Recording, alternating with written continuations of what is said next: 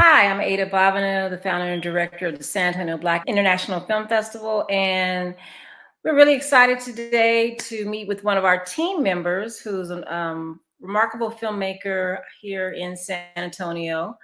He has a new sitcom, web series sitcom that he's produced, and we're so excited to be able to speak with him. I'd like to bring to the stage, Dat Matt Dwayne. Good evening. How are you? I'm good. Thank you for having me. Oh, good. We had to have you, man. I want to help you promote this new venture. I want to just say that Dat Matt Dwayne is an independent filmmaker and president of Good Visual Productions, based here in San Antonio.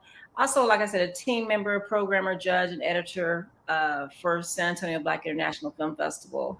He has done a number of shorts, and now he's moved into sitcom realm, and we're going to be looking for a feature soon because I know you're probably going that direction. Yes. But Dwayne won NAACP and Ford Motor Cinematic Short Film Competition for his short film Policing, which premiered in Hollywood at the Museum of Tolerance Theater. And he also did a soundtrack which featured San Antonio's poet laureate Andrea Vocab Sanderson.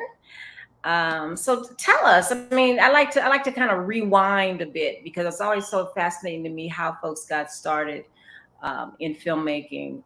You started off as a rapper with a group called Texabama. Texabama, right? Yeah. So tell us about your how you got started with rapping here at San Antonio, because it's not like it's New York or Philly or East Coast vibe. So how you got started with that with Texabama, and how your interest shifted towards video and film production and directing. So I've always wanted to be a director since I was knee high to a grasshopper, as they say, right? I'm a little country, but I've always wanted to be a director and a filmmaker. Music is something that I have a huge passion for as well.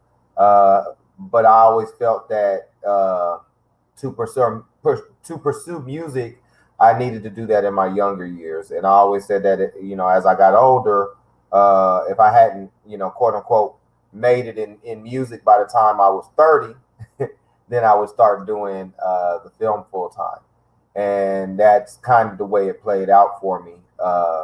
We had a great run with Texabama. Me and my brother Tony Mayhem, we came together in another group called Fortune Music Group. And once Fortune Music Group went its separate ways, we stayed together. And he was from Alabama, I was from Texas, and so the name wasn't too hard to come up with. We named it Tex Bama, and we released 6 albums. We ended up teaming up with my brother TOS out of Houston, and then my brother Gotti Fees, rest in peace, who was here in San Antonio. So wait a minute. So you always had like performing in your blood? Oh yeah, oh yeah. I was dancing. I was starting off dancing. I was in a anti-drug group called Troop RTF back in the day. Uh, Mm-hmm. I've always been, a performer, so to speak. I've never been shy to be in front of people and putting myself out there, as far as in entertainment, so to speak. Mm-hmm. And yeah, we had a lot of fun. We were doing talent shows all over the place. I was singing back in the day before my voice changed. Like, yeah, all of it. So who gave you the confidence to move forward with being center stage? I mean, who gave you that confidence? Who said you got talent and kind of motivated you? That's a good question. My I mom and mean, dad have always been encouraging. uh, My grandmas were pretty much my whole family. There's never really been anybody in my family um, that didn't encourage me in that route. I mean, I think they seen it in me since I was young. mhm. So they just, because none of my family are entertainers or in the spotlight, so to speak. I do have a cousin who is I do actually have another cousin who's a filmmaker. It's funny, it does run in the blood. But I have a lot of photographers in my family. You know, Mm, the filmmaking side of the family isn't as plentiful, so to speak, as the mm, photography side. But in my immediate family that I really grew up around, we didn't have anybody that was trying to put themselves out there like that. mm. My grandpa owned a beer joint back in the day on the east side, out in the country, and they was always doing pool tournaments or always being the center of attention as far as hosting events, right? Yeah. So my grandpa was always on. He was always, yeah, he was always, a personality. This your mom So or dad's side? Mom or on my dad's dad's side, grand? on my Uh-huh. dad's side, I mean, so my what? my. Uh, Go Oh, ahead. I'm Go sorry. ahead. Go I'm ahead. sorry. No, I was just wondering where do you fall in? How many siblings you have, and where do you fall in the family range? And what was it like for you being? Were you a middle kid, older, younger? Where were you in the range No, of kids? I definitely have the personality of the older brother. I have a little sister, and Okay. that's it as far as siblings. And then I have a sister cousin and a brother cousin that we grew up with. So it was four of us, and we Mhm. were always around each other. Uh, my male cousin, he's a little younger. My sister cousin, she's closer in age to me, and we were always, doing something. And she's, Mhm. she's really outgoing as well. She was Miss what are they, San Antonio, or not Miss San Antonio, but oh, they used to have them the our side of town pageants or whatever. She Oh, was the Miss okay. I don't one know, but I'm year. not a pageant girl, but Yeah, okay. she had to get up there and read Maya Angelou poem when she was like Oh, 12 years wow. old, and ended up Mhm. winning the competition. So we've all connected on that level, and I used to get my cousins together when we would be with I have a lot of cousins, right? Like 6 or 7 cousins Mhm. at a time. We'd all be together, and so Mhm. I'd be like, all right, bet, look, this is what we fixing to do. We're gonna put on a play. And then we would tell all the family to sit in the kitchen or the living room, and we would run in there, and I would be all right and go. And then my sister would go out there and do something, and then my cousin would go and do a little dance or whatever. Then we'd start some music and have something else happen. Like I've always been directing or trying to, you know, tell people what to do, So, so to speak. so that was actually my next question. How did you shift from rap to filmmaking? What drew you in that direction and gave you the confidence to say I can do this?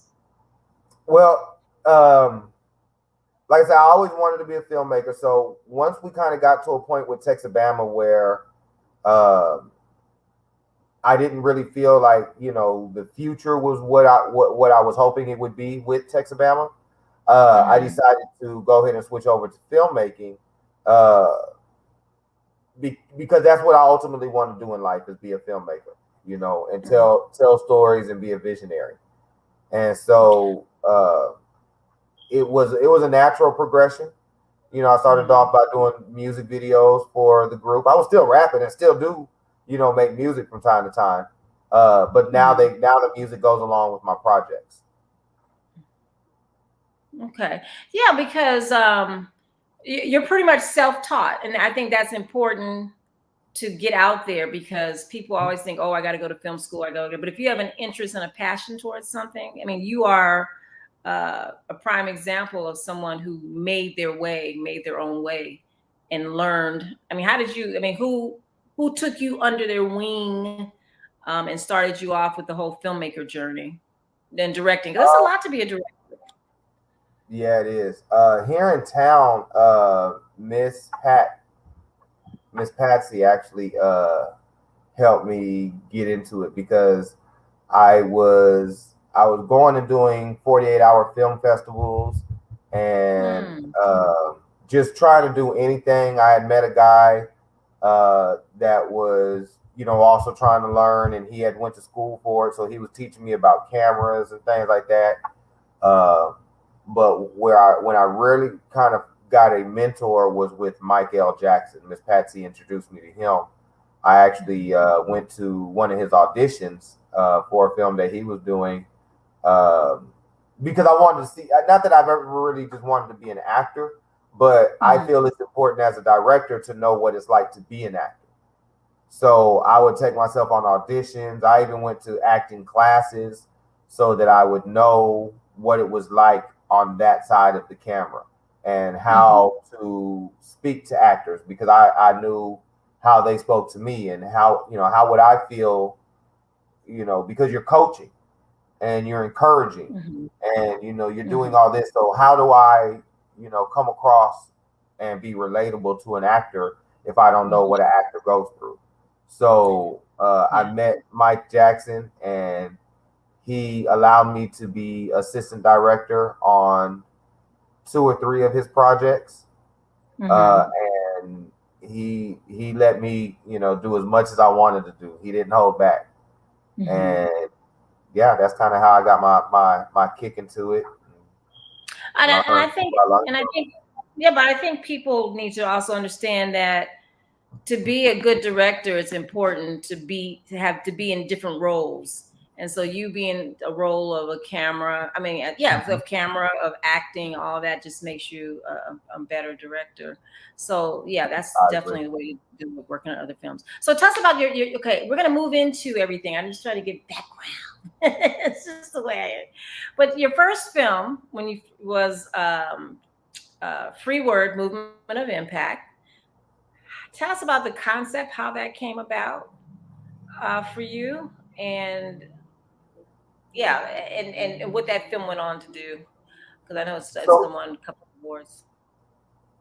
free word moment of impact is free word itself is based on a future where poetry and other forms of expression have been deemed illegal.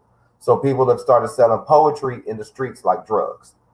And Mhm. it's to do with a lot of losing our freedom of speech. Books are starting to be banned. The internet is dangerous, especially from an informational standpoint, because who are the gatekeepers of it, right?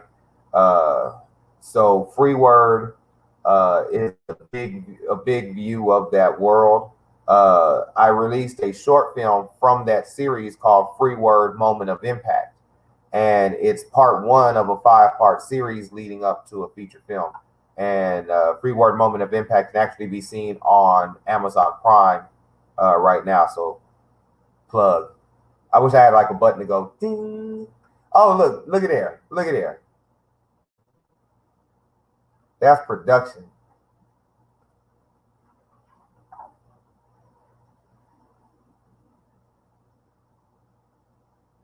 So not only can Free Word be seen on Amazon Prime, but you can also hear the soundtrack for Free Word. As I say, I do soundtracks for many of my productions. So the soundtrack can be heard on all the radio platforms: Apple Music, Google Play, Spotify, uh, so on and so forth.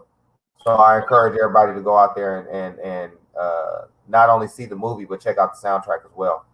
Yes, and you do connect soundtracks with your films with that music background. You bring that in there. You did the same with Policing, which Policing is a film that you did for a competition for the NAACP Hmm. uh, awards and these NAACP and Ford Motors, right? Right.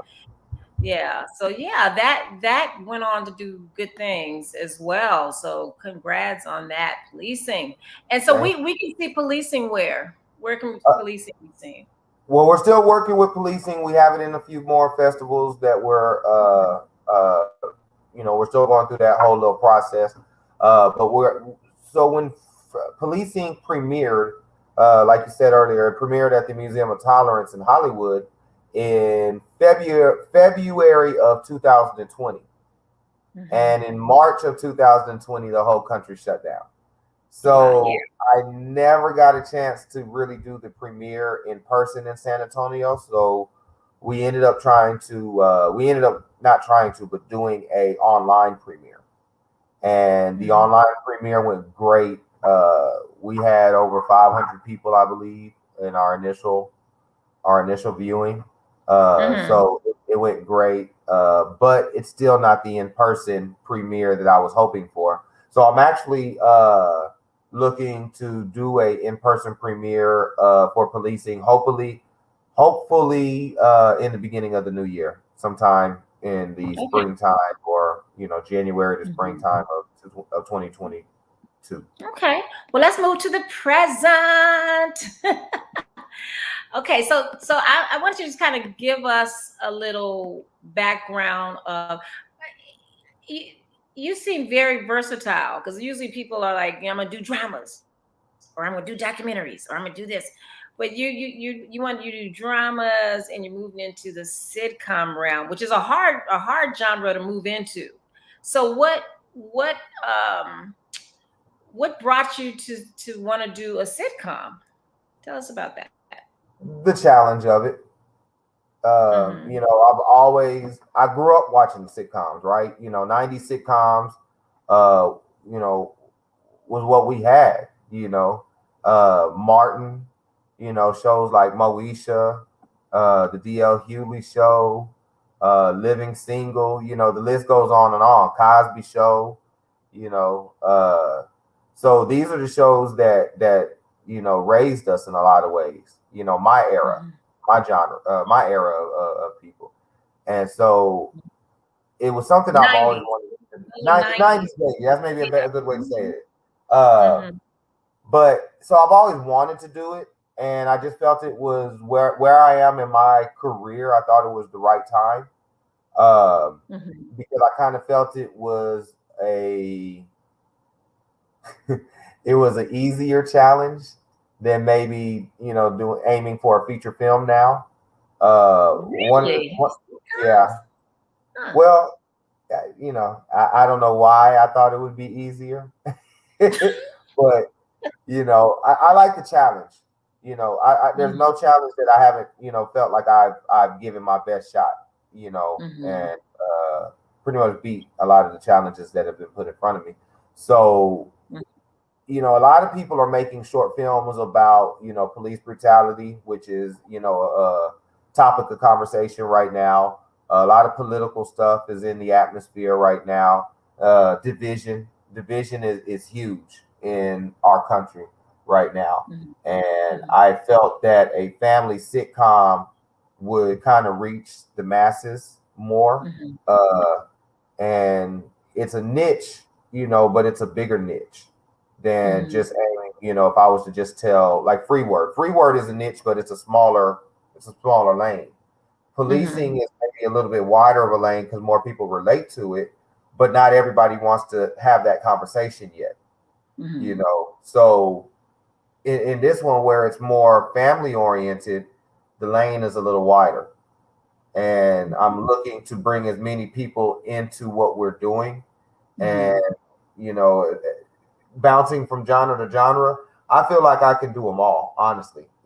I just Yeah, feel like and I mean, this is somebody who said, "Yeah, I'm gonna do a sitcom," and I'm like, a web series sitcom. I'm like, okay, but you're somebody you're thinking like 10 steps ahead. Like, I'm gonna do this in this year. I'm gonna do this. I'm gonna do this, and you're charting your course. And one of the beautiful things I think is that the world allows us to be able to do that now as independent filmmakers, as independents. Mhm. Because I look at Insecure.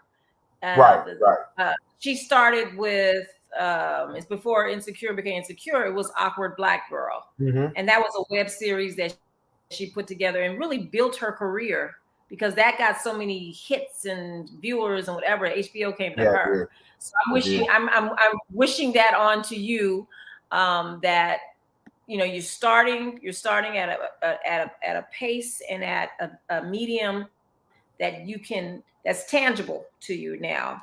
So we definitely are wishing that you the growth and the expansion, to go wherever you want it to lead you. I was going to ask you what your favorite sitcoms are growing up, but when you touched on the ones from the '90s. But tell us what's so odd about Shay Little's life and how Shay Little's came about. The life of Shay Little. And So that's the name of the sitcom, The Odd Life of Shay Little. So we're asking, right. yeah, why is his life odd? So Shay Little's life is odd because she's raised by both of her dads, her real dad and her stepdad, living under the same roof. And the way that plays out is that the real dad and the mom had relations, and but they were never really, they never really planned to be together. Um, and when Shay was born, they decided to co-parent. And while Shay was still a baby, the mom, whose name is Deanna, ended up meeting Milton. Milton is the stepdad, and they fell in love and got married. And Deanna joined the military, and the family, her and the stepdad and the daughter, moved away. And 15 years pass. Everybody gets along well. There is no hard feelings whatsoever. It's just an extended, distant family. And Deanna goes missing in action and is presumed dead. And so Shay and the stepdad, Milton, now have to move back to San Antonio. And in the first episode, of course, Darius, who is the real dad, is like, yeah, my daughter's moving in with me. I don't know about old buddy, but my daughter could move in with me. Mm-hmm. And during the first episode, you see that, Milton isn't able to really find a place to live. And Shay talks to real dad into letting the stepdad move in until he gets on his feet, quote unquote. And you just let the hilarity ensue. Milton is white and kind of a metrosexual, so to speak. He takes care of his skin. He's into cooking shows, and where Darius is the opposite. He's what they call a manly man, right? And he's into rap and hip hop, and he does things like that. He's black, so there's a lot of built-in opposites about these two gentlemen, and when you put them together in the same household, you just kind of let the hilarity ensue. So I don't have a clip, so you got to take us through. So you are in this picture.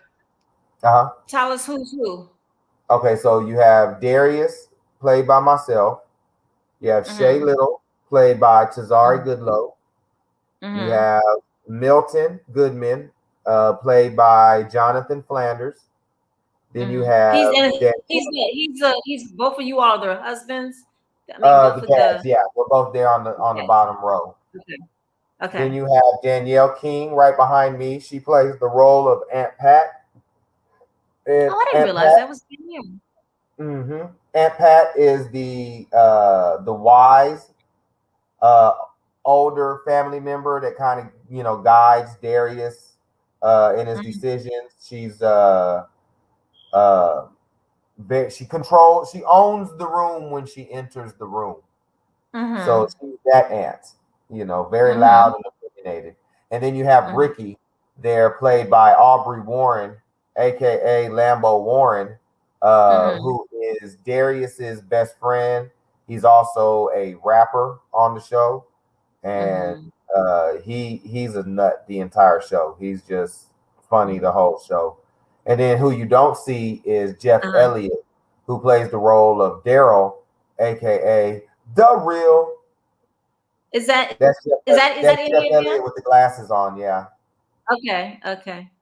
And then that's Mickey Sweet. Oh, I'm sorry. Let me bring it back up.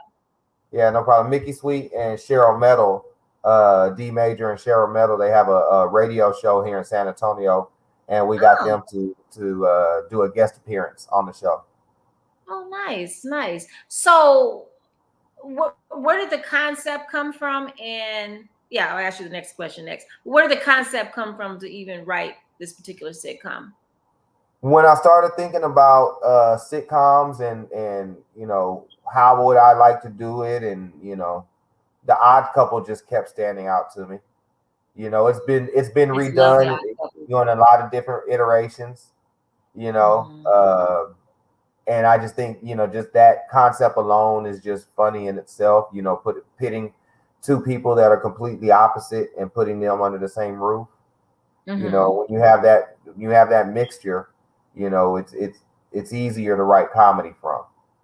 Hmm. No, that's true. That's true. So, and this is something that you personally wanted to act in.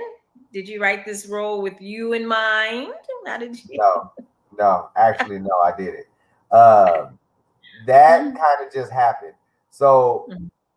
we actually had held auditions for all the roles, and Mhm. we had over 250 people apply for these various roles.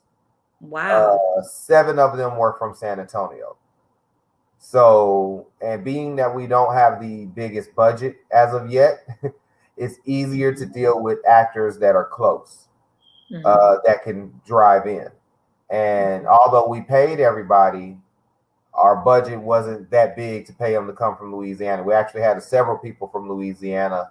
I Hmm. had one young lady hit me up from overseas, and she said even though she knows she couldn't do it, she still wanted to audition just to have the feedback, which was Hmm. amazing to me to have somebody on the other side of the world, reading a script that I wrote.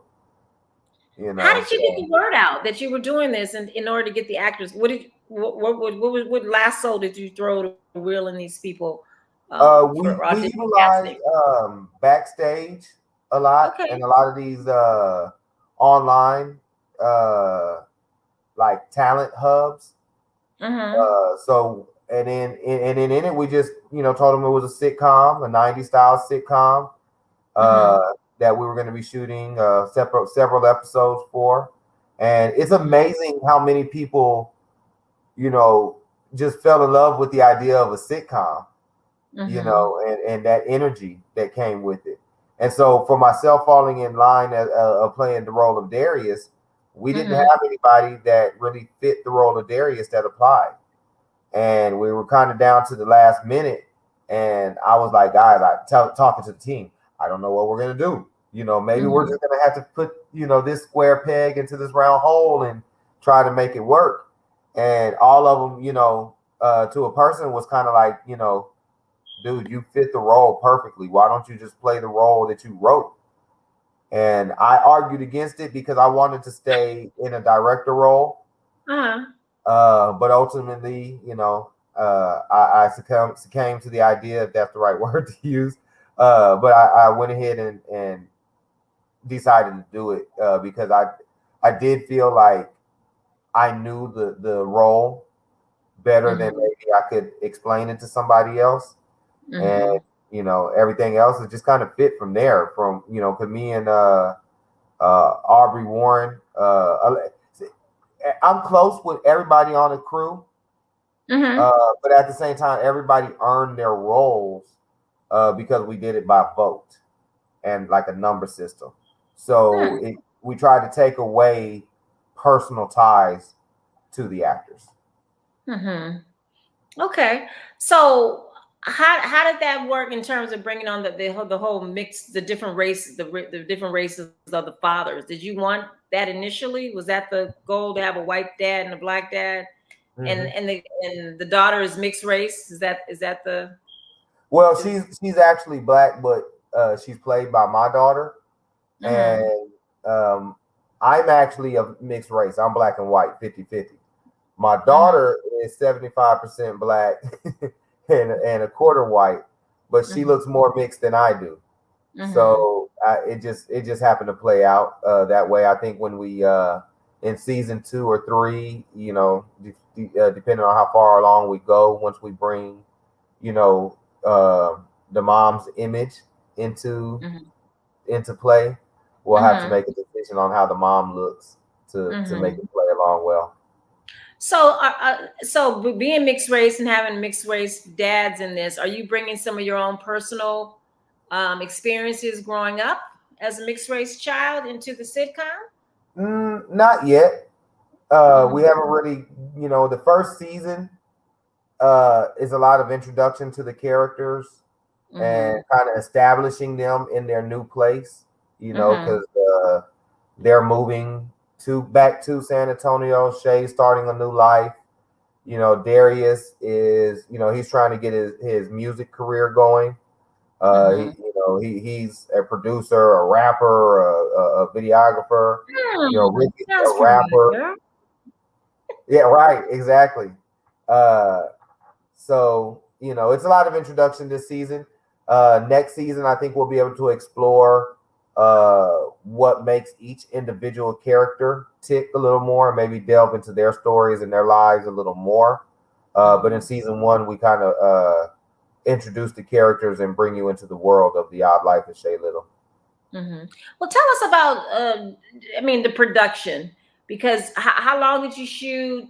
I know you're working on minimal budget, but you made it work seamlessly in terms of getting everything you needed. You are working as an actor in it. Your producer, executive producing it. You're directing it, and you're editing. So whew, I'm tired for you because you're balancing a lot Hmm. in the mix of getting this out there. So kudos to you and Thank you. being the Energizer Bunny. Um, so how did the production work for you in terms of shooting, getting everything shot? How long was your schedule, and bringing the cast in and learning the script and the readings? I mean, you had to do a lot in a Yes. specific amount of time Yeah. that you set up. So how did the production go, and It how went many weeks did you shoot? it went great actually. We like I said, I first thought of the idea for Shay's Odd Life, or that's what the name was at first. That's why I keep saying it, Shay's Odd Life. I Hmm. first thought of the idea for the Odd Life of Shay Little about 5 years ago, roughly. Hmm. And so I had enough time to be very organized. And that's something that I've learned is a key part in being a successful filmmaker is organization. And so I met with the team probably for 3 or 4 months prior to even doing the casting. And then we had a plan in place, from the time we casted and got everybody that we want.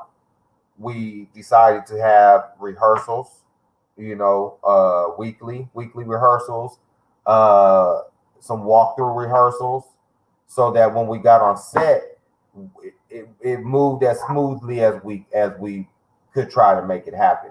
Our shooting schedule, we shot 5 episodes total in the span of 6 days. So 3 weekends is what it ended up coming out to be. Um, I Yeah, take I mean, that it's back. amazing. I take that back. 2 weekends. Wow, that's even Weekends. more amazing. And we were doing 10 to 12, 14-hour days. You know, Hmm. the crew and everybody was attentive and energy. Hmm. I tried to, definitely split it up to where, when the only, I tried to keep it where the only people that really had to be on the whole 14 hours or 12 hours was like Hmm. myself and my assistant directors, and the producers. But we tried Hmm. to keep it to where, okay, we're gonna do this shoot in the morning with these actors, then in the afternoon we're gonna shoot these scenes. So okay, these actors can take a break. This crew can go. You can go eat lunch. We try to keep it as organized and as relaxed as possible, because when you're working in those environments, Hmm. it can get pretty stressful, especially if you're working with people who aren't used to working 10 and 12, 14-hour days, where you got to be on the whole time. And Hmm. so it takes a little bit of getting used to.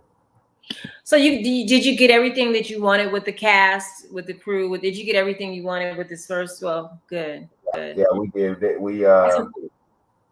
We did have to go back and reshoot a scene though. Mm-hmm. Like I got into the editing of it, and It's like I need this. Damn. well, what had happened was we What didn't have happened? we didn't have a DAT guy, and which is the data, drop the guy that drops the data. And so I was dropping the data at the end of the nights, and I totally missed a whole card of footage, a whole memory card of footage to drop. And when I got into the editing and realized that I did not drop that card of footage, I had to call everybody and tell them, "Hey, we got to go back and reshoot."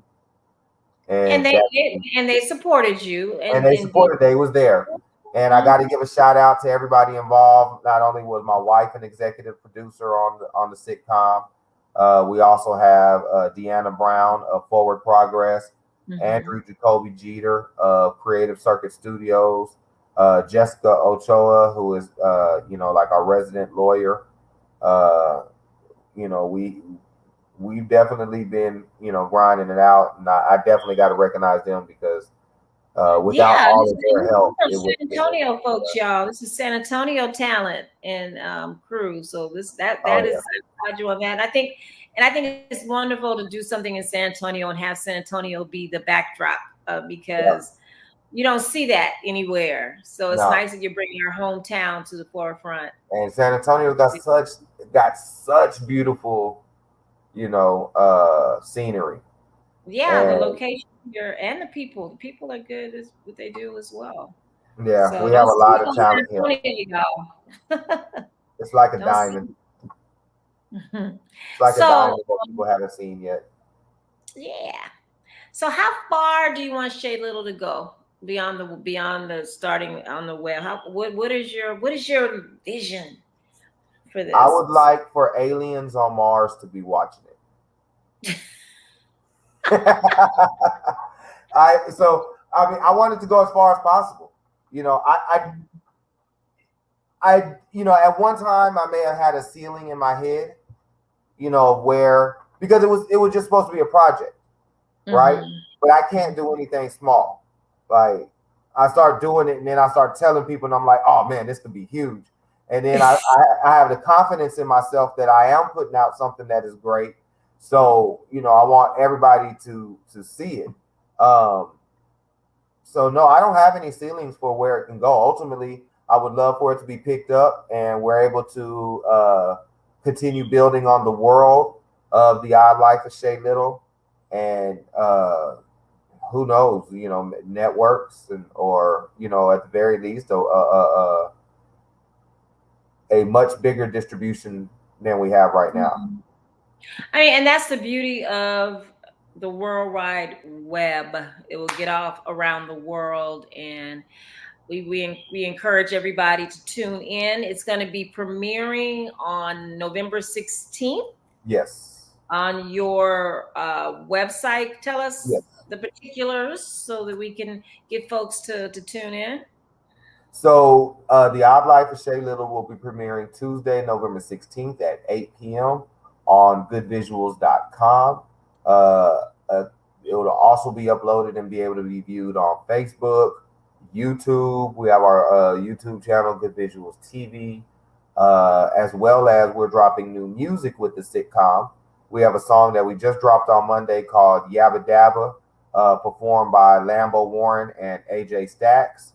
It's available on all music platforms right now, so we encourage everybody to go and check it out. And then immediately following the show, we're going to be doing a live podcast where we will be taking Q&A for the cast and crew, as well as talking about topics that were brought up on the show. That podcast is the Radioactive Podcast. For people to look it up, they'll be able to find it on their Facebook page and social media pages as well. And that will just stay. If people want to rewatch it, it will stay on your website, and it'll stay on the podcast. I mean, Right.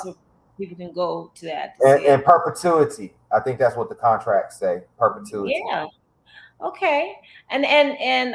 This is November 16th, 2021. I'm just putting that in there because Uh-huh. this could be evergreen. This could play forever as well. So I want you to put a little plug in there, because one of the things that people don't really understand is that it takes money to make a film. It takes money to make a Yeah, sitcom. it It takes does. money to do this.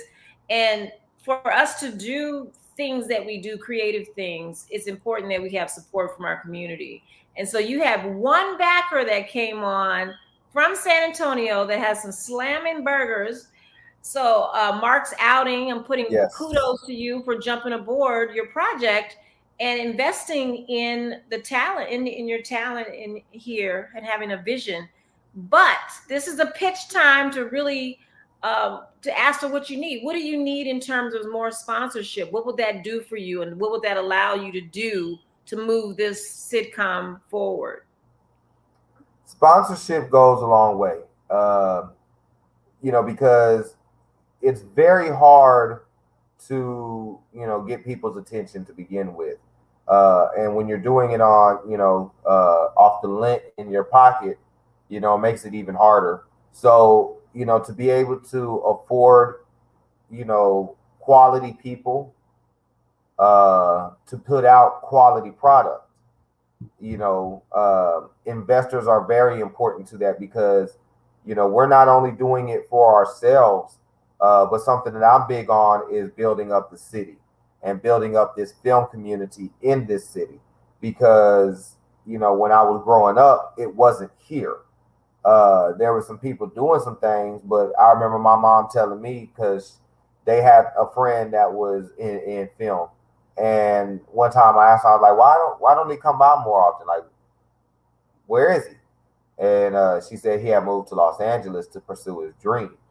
And like, kind of like at that moment, I felt it was like a challenge, a personal challenge, to do as much as I could in the film world from San Antonio. And when I was younger, I didn't have that to look up to. I didn't have many black filmmakers to look Role up model. to Mm-hmm. begin with, and then much less in my own city. you know, and so it didn't really even feel achievable at a lot of the time. It just kind of felt like a dream, or something I was just gonna do, and my family was only gonna, my family was gonna see it. So now, like say earlier about the web, and the opportunities that we have as independent filmmakers to be seen and heard, it's important to me to continue shining the light on San Antonio and what we have here, because I feel that Texas is the next Hollywood, and they're already coming. We just have to continue. We just have to have the people in place to continue building this infrastructure that San Mm-hmm. Antonio needs to maintain, this industry once it comes here. Mm-hmm. No, Because so it's true. coming. It's coming. But yeah, I mean, and it's I mean, for now it's like everybody's moved to Atlanta because it's cheaper than in Hollywood, but they need to come a little more down south, because yeah, there's just so much here. It's just a lot. The beauty of Yeah. this city is amazing, and it's the second largest city in Texas. Hey, there So you yeah, the go. The second largest city in Texas, seventh and the largest in seventh the state. in I the mean, the United yes, States. Yeah. seventh in the United States, which is amazing. And So something else that's amazing to me is that we only have 7% African Americans, yes, it only stays 7%. Yeah, and our yeah. influence over that other 93% is amazing. And I can only Hmm. imagine what we could do if we was really empowered to do so. Yeah, yeah. It's coming. It's coming. Hopefully. But I want to encourage everyone to support The Odd Life of Shay Little. It's a good visual production, and it airs on the 16th of November, Hmm. but it remains on your website. So that is something that folks need to be privy to. So you can check out the website, and to support this brother. He's up and coming, and we're going to see much, much more from Dat Matt D. Wayne. Hold on, we gotta practice that real quick. That What? say Wayne. Say Wayne again. Wayne, Now say Maine. Maine, Dat So Maine. Oh, I've been saying Dat Matt, Dat Maine, that D. Maine E Wayne. Wayne. I pay Yes. homage to my Texas roots. Well, we thank you. Thank you for taking the time out to interview us with us, and thank you for all the work you do with Say Biff. We look forward to this upcoming season. Again, I met you at a event, and you said, "Yeah, I want to join," and talked about legacy building and all that. So we see that we got to And I vision it. haven't left your side since. Yep. You said you said 5 years. We got to get what we gonna get in 5 years. So yeah, we thank you for that. Anything else you want to say before we depart to for the evening? Eat at Mark's. Be sure to go and support Mark's outing because they are sponsoring the show. Please support Say Biff, San Antonio Black International Well, tell Film us where Festival. Mark's outing is. Actually, tell us where it is, because if the people are watching this, when they come to San Antonio, they got to go down East Commerce Street. Mm-hmm, mm-hmm. Um, On the historical East Commerce Street, and you yeah. will find Mark's outing there on the left-hand side as you enter into downtown. His burgers are amazing, and world renowned. Yeah, world renowned and just good burgers, good food. And we encourage more sponsorships to come in and support this project. Yes, we do. Yeah, because that Encourage allows, all of y'all. Come holler at yeah, that allows for more episodes. And you can reach him through goodvisuals.com. You want to give your particular email out as well, or is that on the website? You can reach me at greatness@goodvisuals.com. Mm-hmm. And again, visuals is with a Z at the end. Mm-hmm. It's right there below on the screen. Right. Yes. Well, thank you again, my brother, and we look forward to seeing more great things from you. Alrighty, I appreciate you talking to me and doing this for me.